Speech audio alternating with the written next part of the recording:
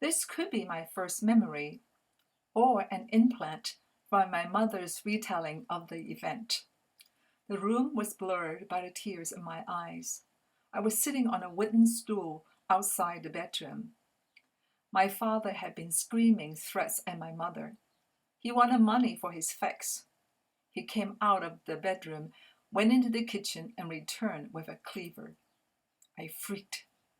The rest was definitely not memory, but retold by my mother.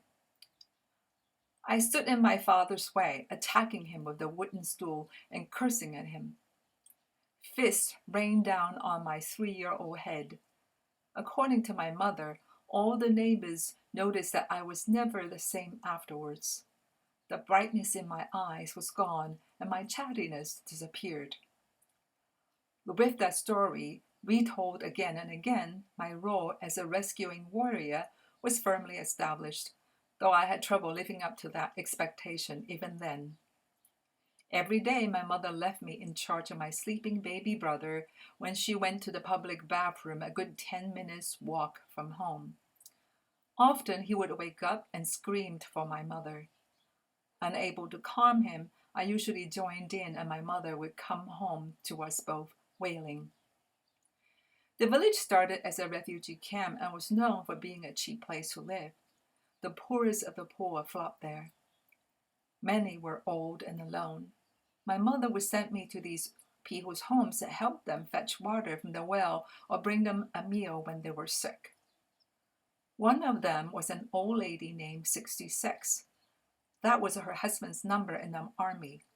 She had a childhood disease that left her with a big lump on one side of her face, which meant she had to marry beneath her social class. She, her husband, and daughter were lucky enough to get a passage on a ship to the free harbor, Hong Kong. The ship was already in the harbor when it was sunk by Japanese bombs. She was the only survivor in her family. She earned a kind of living by assembling plastic flowers. She started her day early each morning studying English because she believed that it would get her a better job and make her life better. When I met her, she was in her 60s and keeping the same routine and enthusiasm for studying English on her own. Another old woman I visited lived in a tiny mud hut with no windows. In the darkness of her home, she told me how she used to live in the city and hawked vegetables. Often she would get arrested for this offense. She had no money to pay the $5 fine, so blood was drawn from her veins as payment. She couldn't continue doing that anymore, and she came to our village. How she was managing in the village, I didn't know and never asked.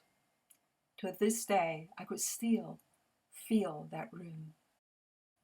Night after night, I would dream of being a warrior with a sword, standing on some narrow post high above a tall structure like the tip of the Empire State Building. I had never seen any structure like it in real life. In real life, I would wonder if anyone besides my mother would care if I just ended my life. What was the point of it all? What kept these old ladies going?